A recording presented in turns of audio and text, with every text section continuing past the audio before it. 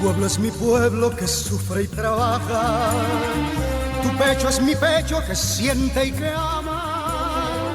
Tu sangre es mi sangre, tu selva es mi playa. Muy buenos días a todos nuestros queridos radio escuchas.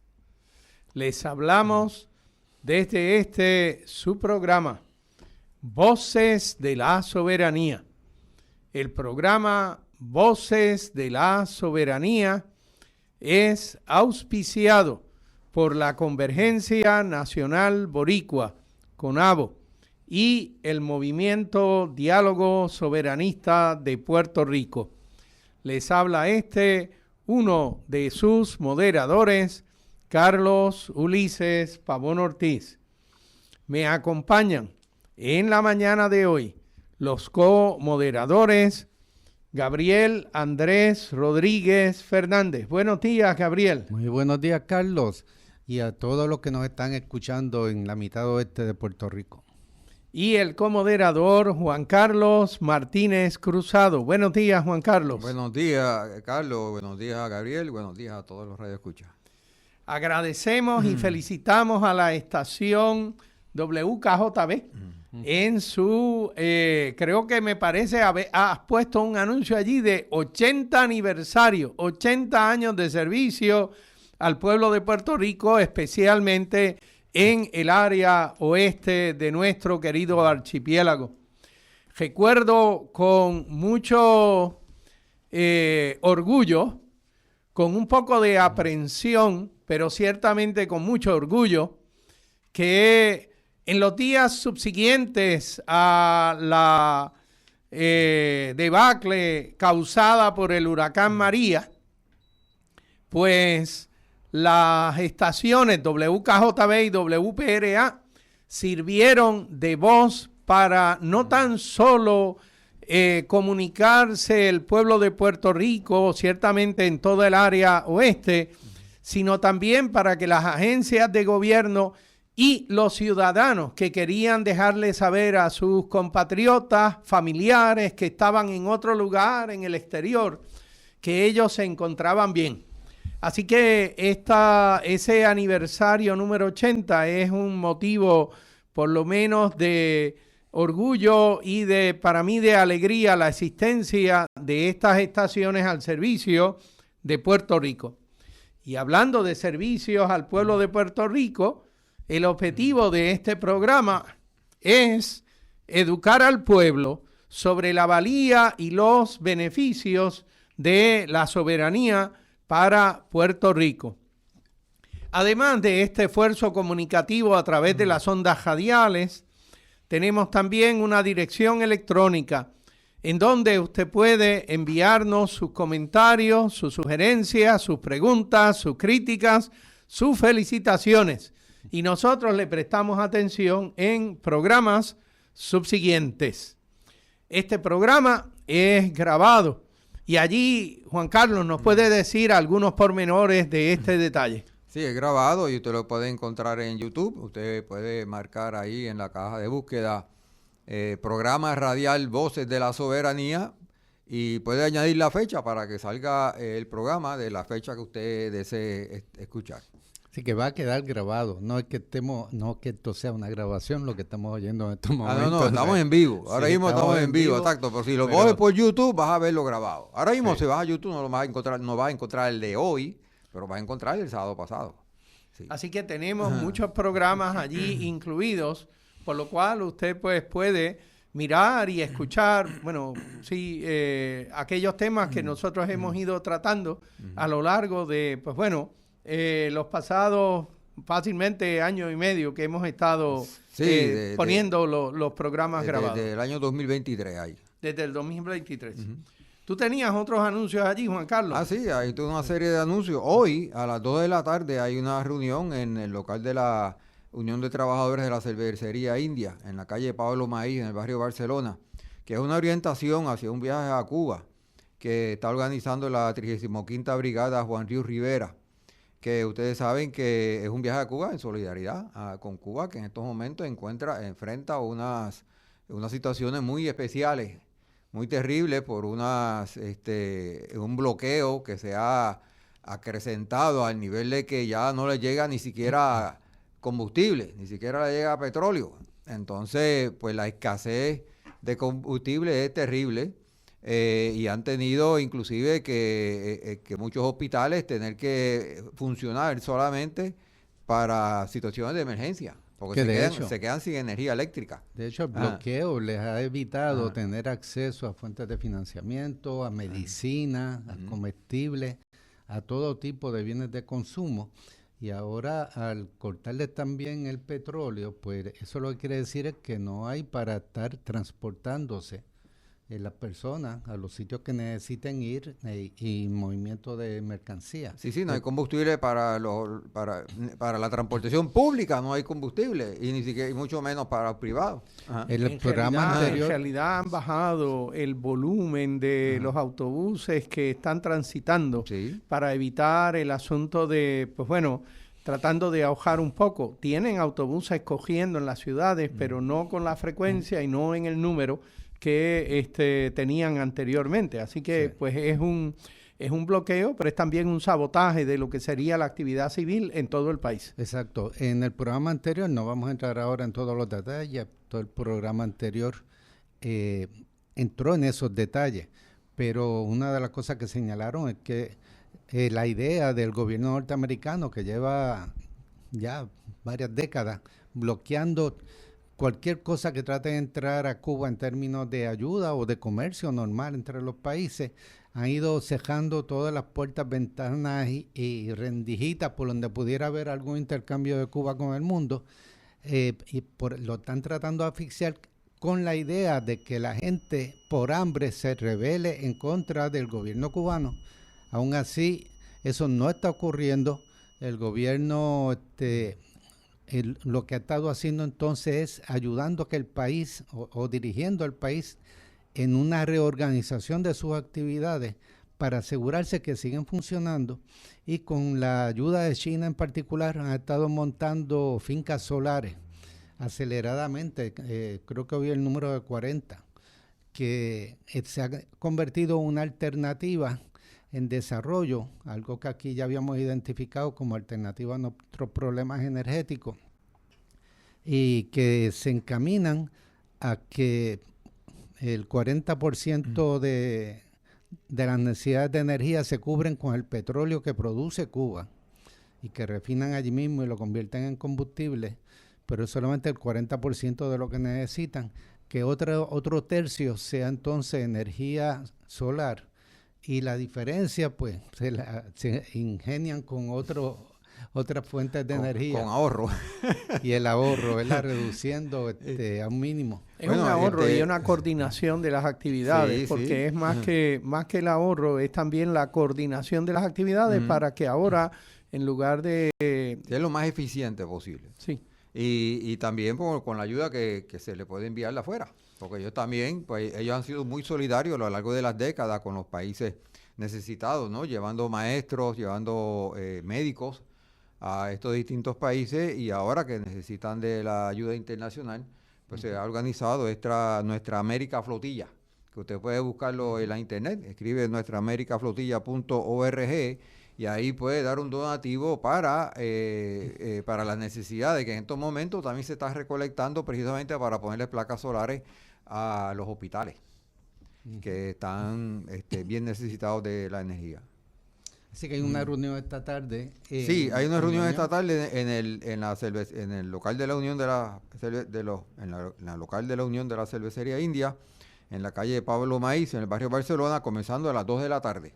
Es en relación a este viaje a Cuba que se va a llevar a cabo desde el 30 de julio al 15 de agosto. Los que estén interesados pues pueden pasar por allí. Y entonces hoy también, esta tarde, pero a las 5 de la tarde, en Cabo Rojo, va a haber una actividad en la casita verde de Cabo Rojo, la casita del PIB, sobre Cabo Rojo y la urgencia de proteger sus recursos naturales.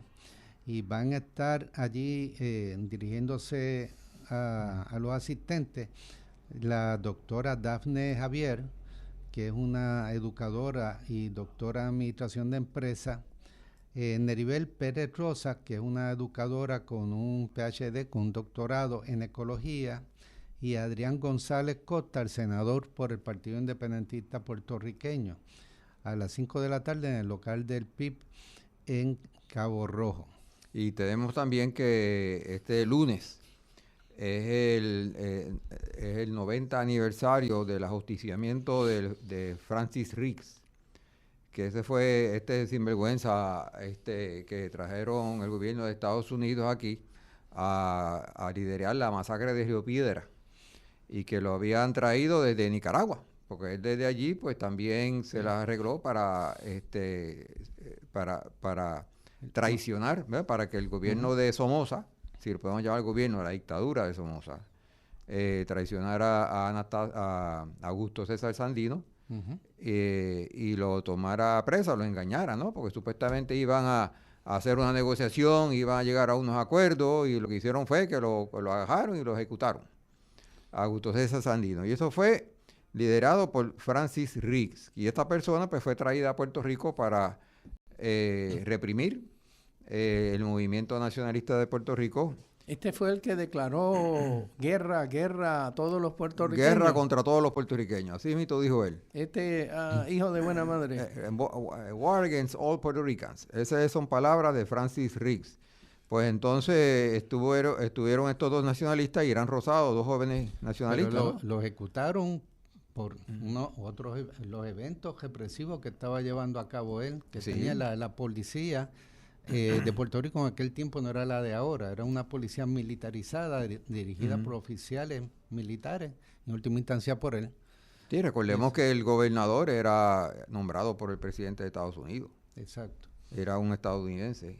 Y entonces Irán Rosado y Elías Beauchamp eran miembros del Partido Nacionalista y ajusticiaron a Francis Riggs el 23 de febrero de 1936.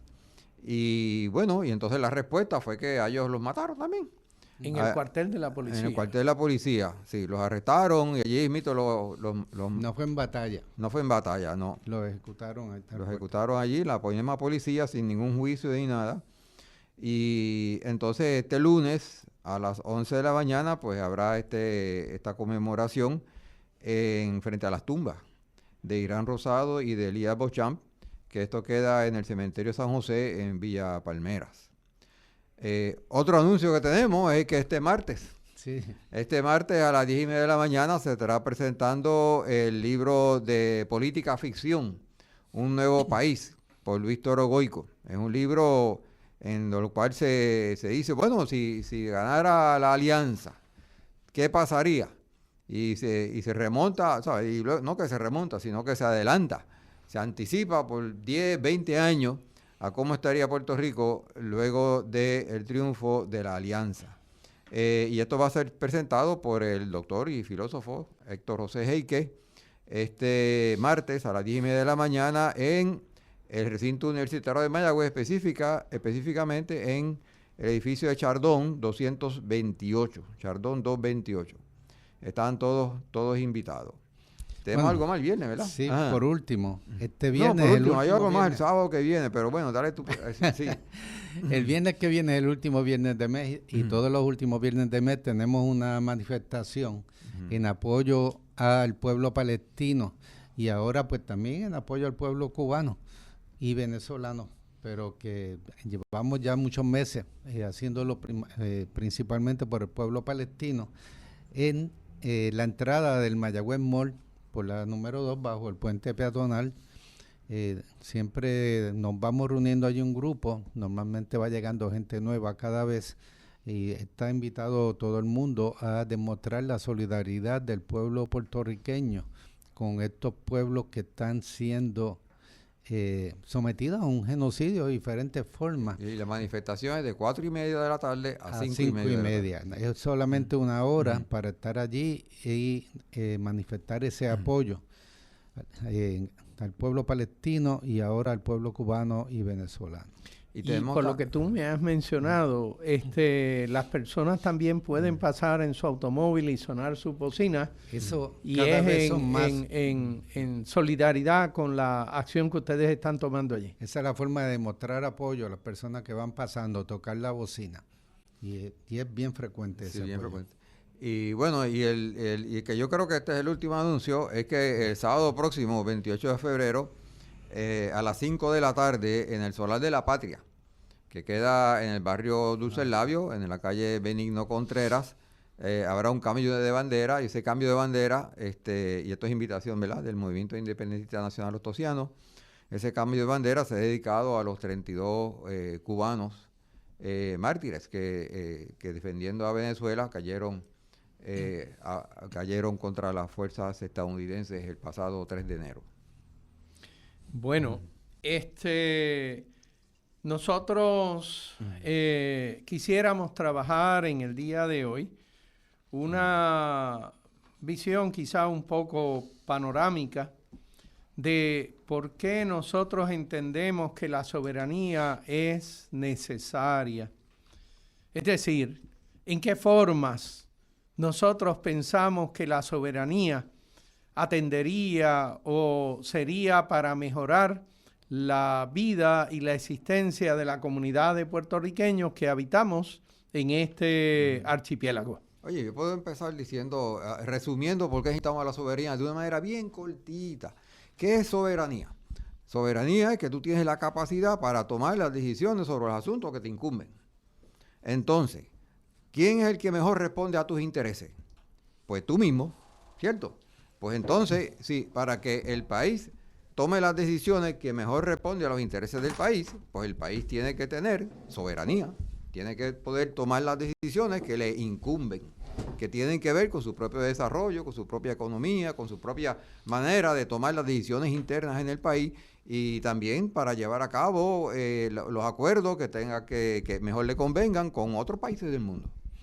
Y de hecho, en el programa anterior que tuvimos de invitado a Luis Raúl Torres, el fiscalizador principal de todo el proceso de privatización del sistema eléctrico en Puerto Rico. El ex legislador Luis Raúl Torres, quien como presidente de la comisión, y la comisión tenía un nombre larguísimo, pero una de las cosas era el asunto energético. Ajá. Sí, y Luis Raúl pues ha continuado a pesar de que no resultó reelecto bajo las reglas que se impusieron en las elecciones pasadas. Ningún senador independiente ni representante independiente sobrevivió en su puesto.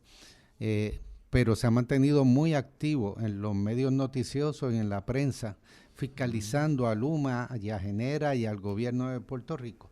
Y fue interesante que al final de la conversación, él señaló que todo esto también era un problema de falta de soberanía, porque el gobierno de Puerto Rico está respondiendo a los intereses de las grandes corporaciones norteamericanas del sector de los combustibles, en vez de estar respondiendo a los intereses del pueblo de Puerto Rico. Bueno, el de los combustibles es solamente un ejemplo, ¿verdad? Hay muchos otros ejemplos más que posiblemente hablemos de ellos un poco en el día de hoy. Y de hecho, estuve en una presentación del economista Heriberto Marín la semana pasada, que hablaba de que el sistema de salud también, para poderlo arreglar, tenemos un problema de soberanía con eso, y así podemos ir por muchos otros áreas de problemas que enfrentamos a diario los puertorriqueños y que tiene que ver con la falta de soberanía.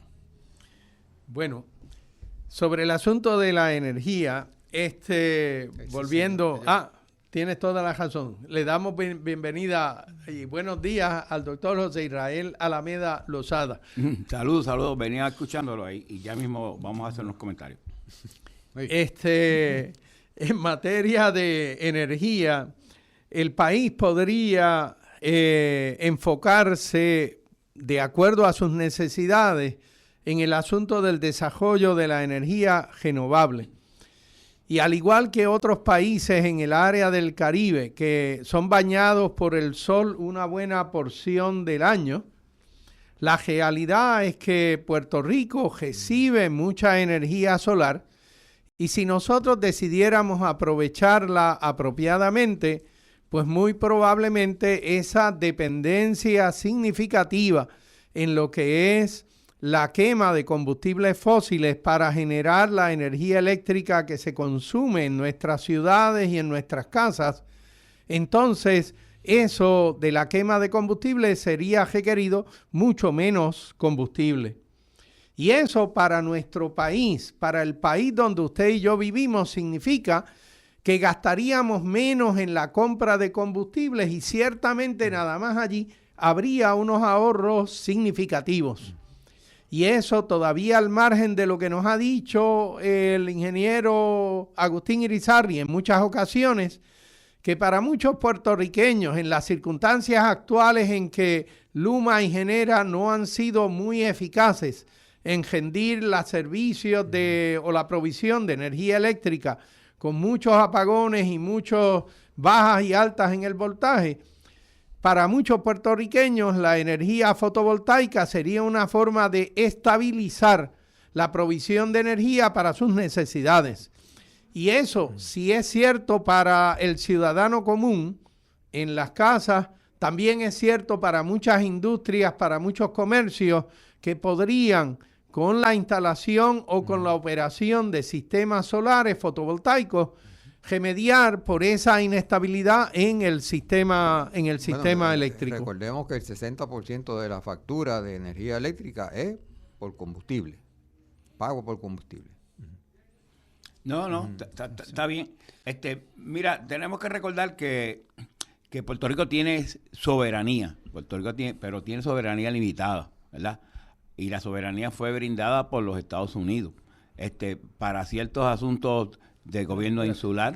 ¿Qué tú llamas soberanía limitada? Pues obviamente que Puerto Rico tiene un parlamento, tiene una administración de la estructura pública que fue brindada en cierta medida por los Estados Unidos a través de la ley 600. Sí, porque habían cogido el total de la soberanía de Puerto Rico, claro, la capturaron en el 98 y metieron ese poquito. Lo que pasa es que no me han dejado terminar.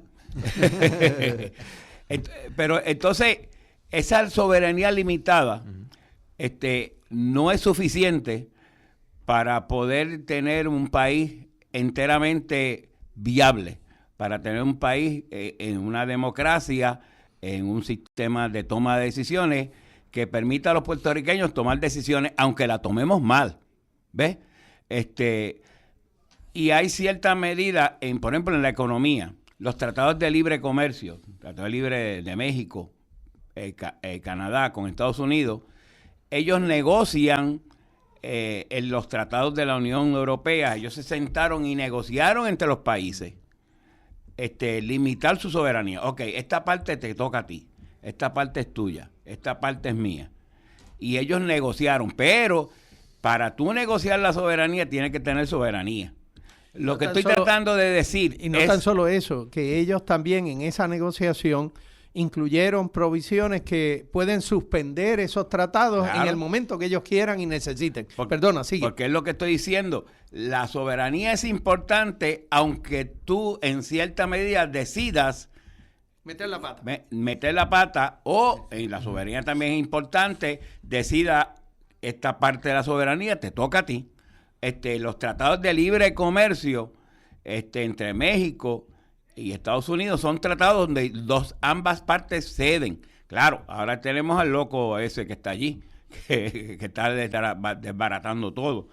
Pero tenemos que tener eso en mente, ¿verdad? O sea, la soberanía tiene sus limitaciones. Y de hecho, la soberanía... No, lo que pasa es que no quiero ser propagandístico, no quiero venir a decir que eso arregla todo. ¿Entiendes? Bueno, sí, porque yo no creo que aquí nadie entiende de que la soberanía arregla hasta el mal de San Vito y el hipo y el catarro. Lo que pasa es que ayuda. Sin la soberanía, pues hay muchas cosas que no se pueden hacer. Y una de las cosas que se puede hacer, y aquí pues haciendo alusión al derecho internacional, ¿verdad? Que la soberanía es un derecho inalienable, quiere decir los pueblos lo tienen. Lo deben tener. Por derecho natural. El derecho natural. Le puede ser que alguien se los haya quitado, ¿verdad? Otro país se los quite o se los limite. Como el caso de Puerto Rico, pero lo sigue teniendo. Ahora mismo. Y la soberanía, los países tienen derecho a esa soberanía y la pueden usar como crean, como tú dices, para entrar en tratados, para entrar en acuerdos en que incluso pues se limita un poco su ámbito de decisiones, de soberanía, según un acuerdo que tenga con otro país, como es en la Unión Europea, que ceden algunas áreas, como lo de la moneda y demás, a unos acuerdos internacionales con los vecinos. Y hasta puedes, según el derecho internacional, usar la soberanía para integrarte con otro país, pero solamente si mantienes el derecho a volverte a salir, que es uno de los temas que aquí en Puerto Rico ha causado confusión en algunos sectores asimilistas que creen en la unión con Estados Unidos, que creen, o por lo menos eso dice Rivera Schatz y algunos de esos líderes, que la estadidad, la asimilación dentro de Estados Unidos sería una forma de alcanzar soberanía, porque en teoría los estados, los 50 estados, tienen una forma de soberanía. Pero eso es una soberanía residual que no pueden usar para separarse si quisieran hacerlo, como hay varios estados que se pasan tienen movimientos independentistas, pero no pueden salirse. Eso quiere decir que eso no es verdaderamente un ejercicio de soberanía, porque no la puedes entregar, siempre la mantienes. Y si nos asociamos con otro país, tiene que ser manteniendo el derecho de cualquiera de los dos países de separarse otra vez. No hay tal cosa como soberanía en los estados norteamericanos. Un policía de la ICE asesina a 2 individuos. Uno de ellos boca abajo en el suelo, le pega no sé cuántos tiros, y a una muchacha le pegan tantos tiros mientras está conduciendo el carro. Y el Estado no puede reclamar que voy a investigar un asesinato, que era claramente un asesinato y grabado en video. No puede investigar ni puede poner a sus propios policías a investigar ese asunto. Lo mismo en todo a lo largo y lo ancho de Estados Unidos. Así que si la policía del Estado no puede investigar los asesinatos que se cometen en el Estado, si el gobierno federal puede venir y apropiarse de los récords de votación locales, que en la Constitución está claro que quien conduce las votaciones aún para puestos federales son los estados, pero en Georgia, en el condado ese de Fulton, se le apropian de todas las récords las autoridades federales. Parece ser que la soberanía no existe en esos estados. Y entonces imagínense nosotros, imagínense Puerto Rico, tal como estamos, en una condición donde para muchos norteamericanos nosotros somos indiecitos con tapajabos. Pero aquí en el caso que tú estás mencionando, es obvio que hay una gran disputa entre la soberanía que ellos entienden los estados deben tener versus el poder federal. Y están obviamente yendo a cortes y están tratando de evitar de la injerencia, no del gobierno federal de Donald Trump, porque esa es la otra diferencia. Porque los otros presidentes respetan en cierta medida el ángulo de la soberanía de los estados. Y ese es el fundamento aquí. Pero obviamente, desde que Estados Unidos se crea como federación, ¿cuál es la diferencia entre confederación y federación? Es que bajo la federación hay estados federados que no se pueden salir una vez está. Y están ahí obviamente la disputa entre la capacidad que tiene el gobierno federal versus la capacidad que tienen los gobiernos estatales.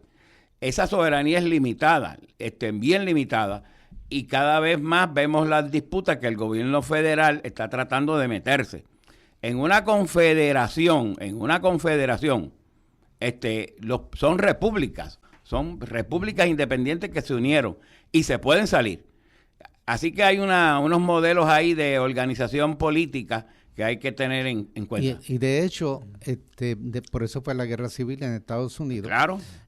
Porque los estados del sur, le decían los confederados, ¿verdad? Ellos querían que fuera una confederación en que no tuviera todo el poder concentrado en el gobierno federal y que los estados pudieran unirse o separarse.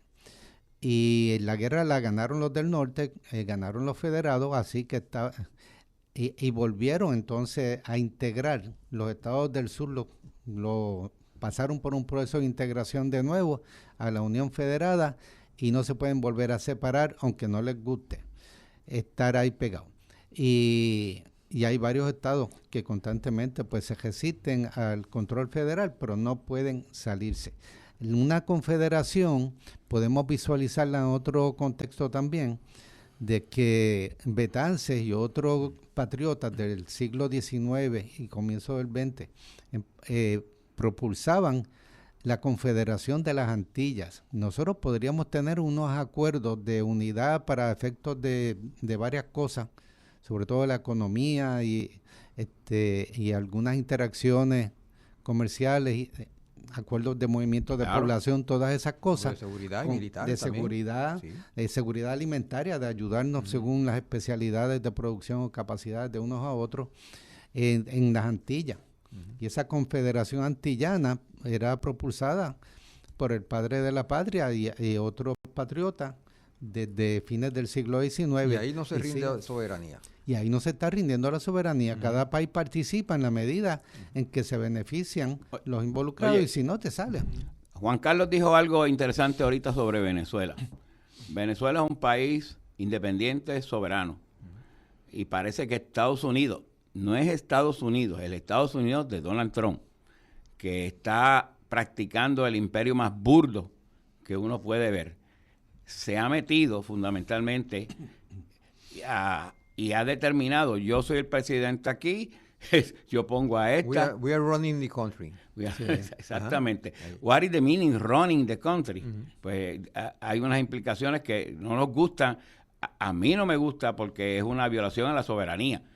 Veamos el caso de Cuba también, que ya están hasta negociando ¿con quién? Con el nieto de Raúl Castro. Y hay una base militar de Estados Unidos en Guantánamo. Está metida allí. Y Cuba no ha podido sacarla. Y han tratado de sacar esa base militar. Esas son relaciones de fuerza, de poder, que no tienen nada que ver con que sea legal, que sea propio, de que sea justo, simplemente por ejercicio de poder militar. Por eso son ilegales. Son ilegales, pero en la ecuación tenemos que meter eso, ¿verdad? Es como cuando yo le digo a los estudiantes, aquí está la demanda y la oferta, mira qué linda. Pero detrás de esa oferta hay empresas multinacionales que dominan esa oferta. El mercado no funciona así, tan lindo y bello como se plantea en el marco teórico y normativo. Por eso es que hay que traer todas las variables al juego aquí. Y también la famosa enmienda Prats de la Constitución de Cuba, que nos dice que antes de aprobarse una constitución en Cuba, en los 50 y los 60, Estados Unidos tenía que aprobarla. Esto es una violación crasa. Pero es lo que estamos diciendo. Es la variable de ese imperio. El ejercicio del poder. De esa doctrina Monroe, ¿verdad? O Donald Trump Roe, ahora, que es la que va limitando en cierta medida las acciones de muchos países soberanos. Y ahora que dijiste de la Constitución, un ejemplo de la falta de soberanía que tenemos es que, como tú señalabas al principio, que Estados Unidos nos permitió un cierto control sobre asuntos internos. O sea, habiendo capturado nuestra soberanía por invasión militar en el 1898, Estados Unidos, allá en el 52, aprueba una ley del Congreso autorizando que en Puerto Rico hagan una constitución, siempre y cuando cumplan con estas reglas. Y la constitución que se desarrolla y se aprueba en Puerto Rico, ellos entonces la editan, le quitan, le ponen, la devuelven, y entonces aquí es nuevamente aprobada o aceptada por el pueblo. Entiendo que fue que lo incluyeron como otra columna más en la votación por la gobernación y la legislatura en las siguientes elecciones. Pero ya estaba inaugurada. Sí, ya había sido inaugurada. Cuando en realidad lo que estaban inaugurando estaba siendo editado en Washington, pero son los juegos de la situación colonial. En el caso de Venezuela, pues no es tanto una situación colonial como una situación de intervención que viola la soberanía de ellos, y Estados Unidos está haciendo eso con muchísimos países, pero en el caso de nosotros es el más extremo, porque ellos han determinado que le pertenecemos a ellos. Sí. Pero no somos parte de ellos. Ahí me traíste a colación aquí el recuerdo de China, Hong Kong y Macao. No sé si saben los casos. Cuando Hong Kong, que estaba en manos por alguna razón de aquellos, la guerra del opio, pasó a manos y administración del Imperio Británico, tuvieron más de 100 años. Cuando pasan a China, porque son de China, hubo un arreglo de China que permite que no sean provincias de China, sino Macao, que pertenecía estaba en los portugueses, y son regiones especiales administradas. Se le dio el mayor capacidad soberana de toma de decisiones. Autonomía. Allí no había soberanía, lo que hay es autonomía. Sí, pero fíjate que en ese marco de relaciones, hasta si tú lees los pactos, esos son mucho más lenientes y mucho más considerados que lo que Estados Unidos tuvo hacia Puerto Rico en esa transmisión de esa autonomía. La Carta Autonómica que nos había dado España poco antes de que llegaran las fuerzas militares americanas, norteamericanas, ese nos convertía en una provincia semiautónoma de España. O sea, manteníamos un enlace con España, con representación en las Cortes españolas, pero teníamos mucha más autonomía de la que tenemos ahora bajo la colonia norteamericana. Podíamos hacer tratados internacionales y teníamos el control de muchos aspectos de nuestra economía y de la sociedad, hasta nuestra propia moneda. Y eso es lo único que llegamos a empezar a tener, a ensayar, cuando se puso todo en suspenso porque estaba el acorazado de Estados Unidos allí en la bahía de San Juan. Creo que lo que hemos mencionado es que si Puerto Rico quisiere, por ejemplo, en materia de energía, determinar cuáles son las direcciones para el desarrollo de su sistema energético, entonces necesitamos la soberanía para decir, no es que usted me quiera vender el petróleo o el gas que usted me quiere vender. Si yo necesito petróleo o gas, lo puedo comprar en donde me lo den al mejor precio y en las condiciones que a mí me parezcan más convenientes. Sin embargo, con la imposición de la bota norteamericana, pues entonces no tenemos ese control ni tan siquiera, aunque tengamos el dinero y tenemos que tener el dinero para pagar por ese petróleo, porque ese petróleo no lo paga el imperio, lo pagan los puertorriqueños. Y para tener ese dinero, somos usted y yo los que hacemos el pago de todos los meses al sistema de electrificación. Se acumula ese dinero y una porción de ese dinero se va a usar para pagar por el petróleo o el gas. O sea que somos soberanos para pagar. Somos soberanos para pagar, somos soberanos para apagar y prender la bombilla de luz que tenemos en la casa. Pero entonces nosotros necesitamos la soberanía para decidir cómo ese sistema de electrificación ha de desarrollarse.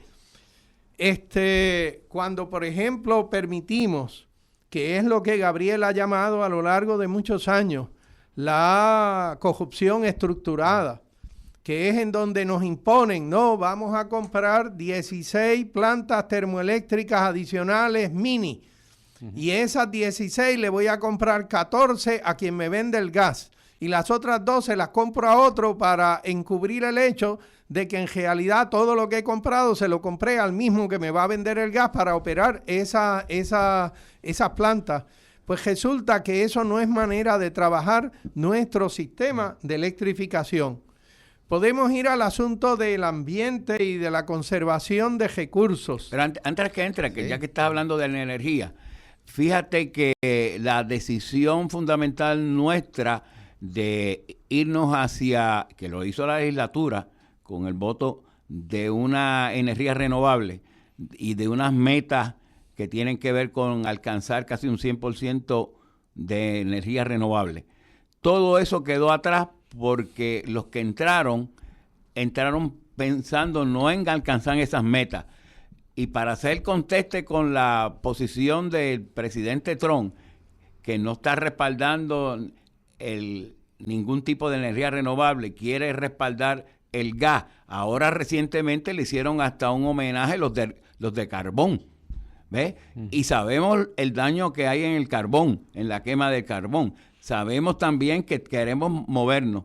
Y ya todas esas metas nuestras quedan subordinadas porque la visión del imperio, la visión de los que mandan, no es la visión que nosotros consignamos en una ley.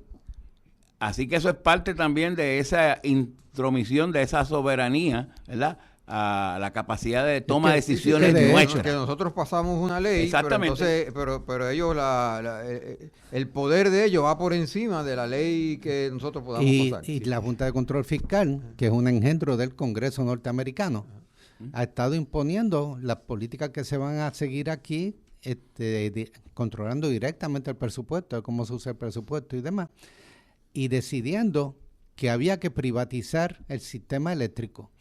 Y esto obviamente... Y decidiendo que hay que quebrar a los municipios y que hay que quebrar la Universidad de Puerto Rico también. Exacto, decidiendo qué es lo que va a haber en Puerto Rico. Y muchas veces hemos señalado, en las colonias ocurre lo que le convenga a la metrópoli. Todo es para fines de maximizar las ganancias de las corporaciones de las metrópolis. Y eso es lo que hemos estado viendo. Ha habido épocas en la historia de Puerto Rico en que nos han soltado un poco de cabulla, ¿verdad? Pensando en que están volando el volantín de nosotros, ¿verdad? Y veces que nos han dado un poquito más de cabulla. Y eso permitió durante un tiempo que un gobierno de puertorriqueños lograra mejorar la situación del país. Y se electrificó el país, se hizo el sistema de acueductos, se desarrolló la Universidad de Puerto Rico, muchas cosas que se lograron en el siglo XX, a mediados del siglo XX, fueron los mismos puertorriqueños, a pesar de que seguíamos siendo colonia, pero teníamos un poco más de ámbito de poder y nos creíamos que nos mandábamos, así que había una motivación también en construir un nuevo país. Pero ellos se encargaron de, cuando les dio la gana, entonces intervienen, quitan por completo hasta ese aguaje de soberanía, y que vamos a privatizarlo todo, y que quienes ganan con la privatización, las compañías americanas, norteamericanas. El detalle, yo pienso que es que hay unas generaciones de puertorriqueños quienes tuvieron la bota del norteamericano en su cuello desde el asunto del el idioma que iban a cubrir en las escuelas hasta lo que fueran las funciones del gobierno local. Y esas generaciones de puertorriqueños se hartaron de ese detalle y decidieron que había que trabajar por una reafirmación de lo que éramos nosotros. Así que para eso de los 1950 se recobra lo que es la educación de nuestros niños en el idioma que los niños hablaban en la calle y en su casa y en todos lados, que era el idioma de los puertorriqueños. Hay unas generaciones de puertorriqueños que tratan de luchar cómo podemos nosotros levantar nuestro país. Y entonces hay forjación de cooperativas para todo tipo en lo que eran la última mitad del siglo XX, precisamente porque era para proveer servicios y cosas que los puertorriqueños podían proveerse a sí mismos, y que el servicio, que ciertamente tiene que tener algún tipo de ganancia para aquellos que lo proveen, quedara esa ganancia en el país. Ahora nosotros vemos cosas un poco diferentes. Nuestra legislatura le tiene miedo a meterle el diente a, por ejemplo, las compañías aseguradoras de salud. Y ese detalle de meterle el miedo a meterle el diente a las compañías aseguradoras de salud, resulta en que el gobierno tiene que sacar una porción sustancial de su presupuesto para operar una serie de provisiones o contratos con las aseguradoras, muchas de ellas distribuidas en todo el país, pero esos contratos tienen que mantener toda la estructura corporativa de estas aseguradoras. Por lo tanto, el pueblo de Puerto Rico termina pagando mucho más por lo que serían unos servicios de salud para aquellos del país que necesitan ciertamente unos servicios de salud provistos por el gobierno. Y todas las corporaciones de estas de servicios de salud, de planes médicos, son norteamericanas. En este momento las corporaciones son todas norteamericanas porque han ido adquiriendo lo que eran las corporaciones de provisión de seguros de salud en el país. Así que de repente, una de las tantas cosas que los puertorriqueños necesitamos trabajar y necesitamos que nuestra legislatura actúe lealmente para con nosotros es la manera en que ese cuidado médico ha de ocurrir para la generalidad de los puertorriqueños. Así que las reglas y las leyes no pueden ser las reglas y las leyes que imperan en los Estados Unidos, porque en Estados Unidos su situación material, su situación económica es diferente a las nuestras. Eso no significa que no digamos a los hospitales, usted tiene que usar jeringuillas limpias antes de inyectar a nadie. No. Es que hay un número de reglas adicionales de cómo se operan todas estas cosas que tienen que ser trabajadas para beneficio de los puertorriqueños y no basadas en lo que sería de beneficio para las compañías que vienen a decir que nos están asegurando. Pero mientras tanto, muchos médicos, muchos laboratorios, muchas farmacias se quejan de que la manera en que las aseguradoras les devuelven los dineros y las cantidades que les devuelven por los servicios que ellos prestan son exiguas para lo que realmente le cuestan estas cosas. Mira, así que aquí no está mejor que en Estados Unidos. Digo, aquí en Estados Unidos no está mejor que aquí. Aún así, tú vas allá y es bien caro también. Sí, porque es el sistema norteamericano, el único sí. país desarrollado en el mundo donde se permite privatizar la salud. En todos los demás países eso sería ilegal. Sí. Y en Estados Unidos... Yo creo que es que en el caso nuestro, nosotros estamos como un poquito atrasados en relación a ellos, ¿verdad? Porque ellos van en dirección hacia el mal. Y nosotros empezamos de un sitio mejor, ¿no? Porque nosotros teníamos el sistema Arbona. Y ese sistema de Arbona, pues, el gobierno colonial lo eliminó en los años 90. O sea, que nosotros llevamos 30 años en el mal camino de ellos, pero ellos llevan mucho más tiempo en ese mal camino. Exacto, y por eso también Estados Unidos es el único país del mundo donde hay cientos de miles de personas que se van a la quiebra por razón de no poder pagar sus cuentas de salud. Y aquí todavía no estamos ahí, pero vamos en ese camino. Y hay una cosa aquí, el poder económico de estas aseguradoras de salud y de estas multinacionales también en general es avasallador. Ellos contratan cabilderos en el Congreso y tuercen la realidad. Mira, hay una película de Moore, señor que se llama Michael Moore, se llama Sick O. Él presentó unos videos donde cuando Clinton era presidente, colocó a Hillary para que presentara la reforma de salud en Estados Unidos. Y en las vistas congresionales se mofaban de Hillary, los republicanos. Había uno que era el que manejaba el comité, y para hacer el cuento corto, cuando terminó su término, que era 4 años, él recibió un contrato de $1 millón hacia arriba con una compañía de aseguradora de estas de salud. Pero, imagínate, o sea que es corrupto también, y entonces todo eso se pasa acá, impidiendo de tener un buen sistema de salud. Es que la democracia de los Estados Unidos es una democracia corrompida. Allí el 70% de los estadounidenses creen que debe controlarse mejor la venta de armas. Pero eso no se refleja en las leyes que pasa el Congreso.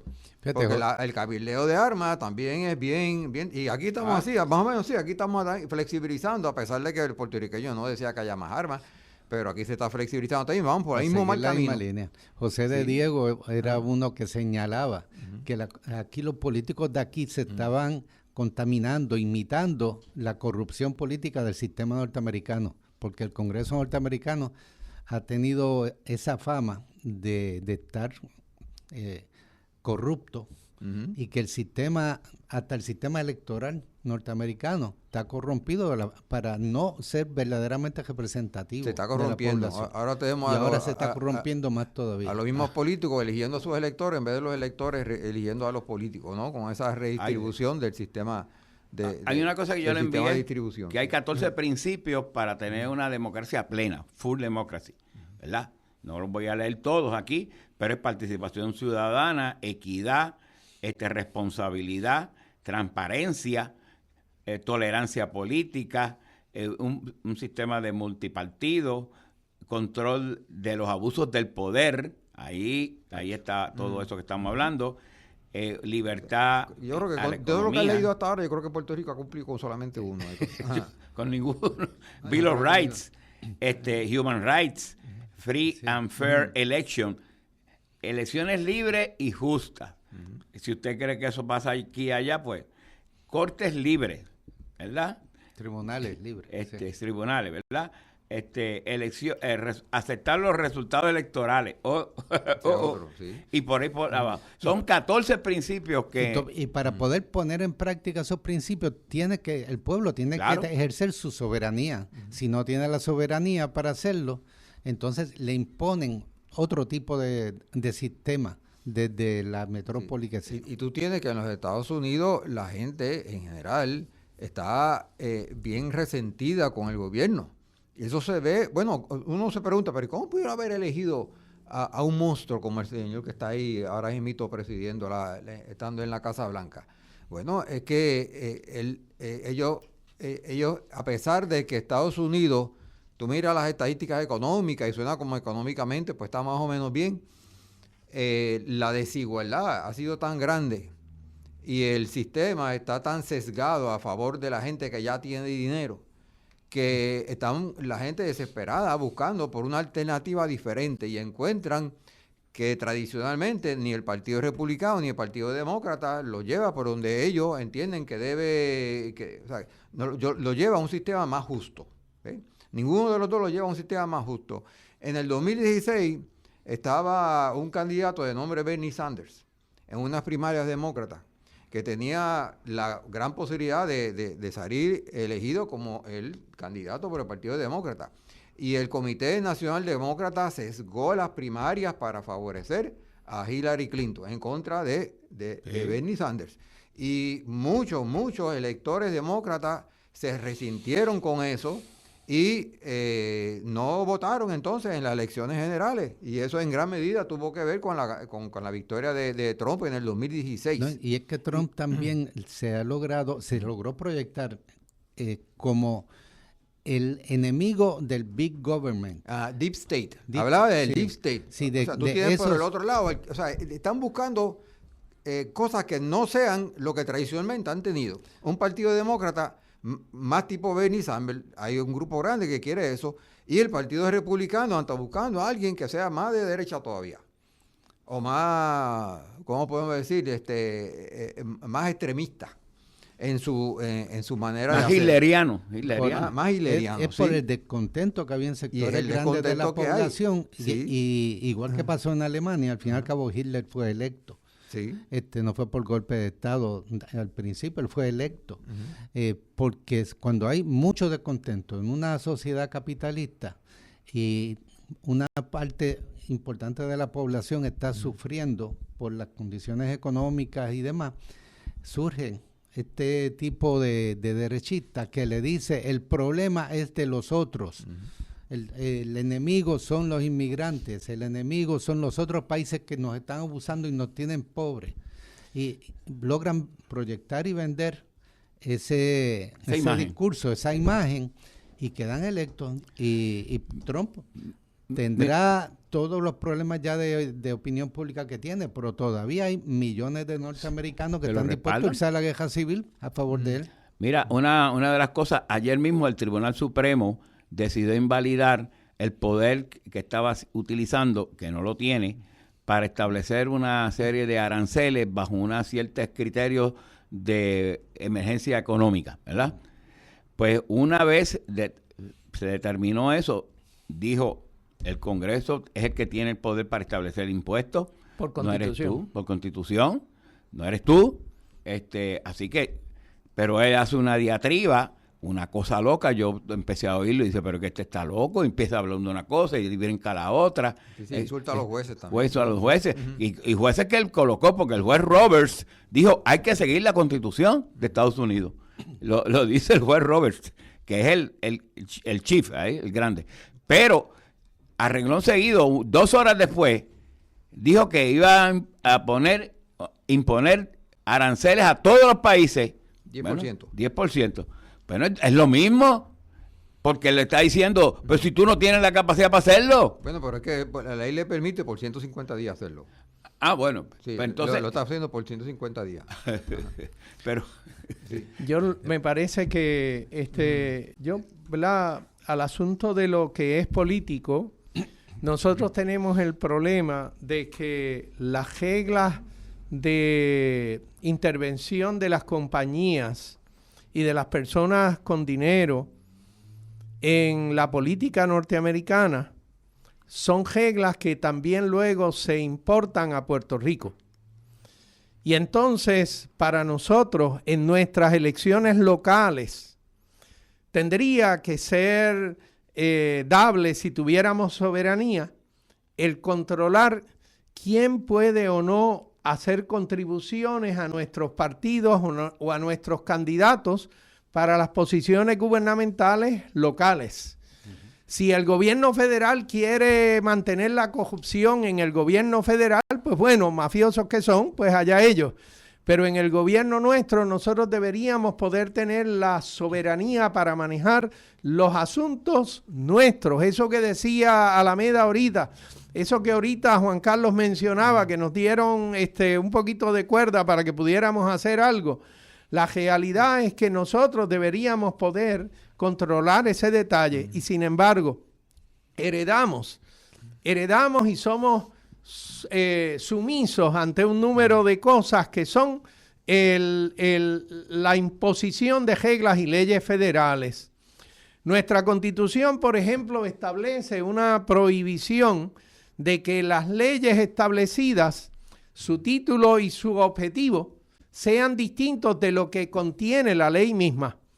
Y eso que data del tiempo de Muñoz Marín, quien era un conocedor de que las leyes en Estados Unidos se aprobaban repletas de pequeñas cláusulas que eran a beneficio de fulano, de sutano, de tal o cual compañía. Él empuja para que eso no ocurra en la Constitución de Puerto Rico.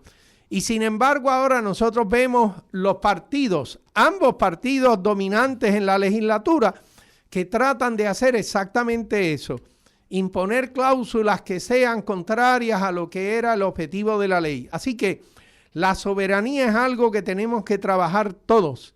Es un estado de pensamiento y de acción que no podemos nosotros permitir que la corrupción mayor, que es el coloniaje, que la corrupción estructurada o que la corruptela determinen lo que es la vida de nosotros los puertorriqueños.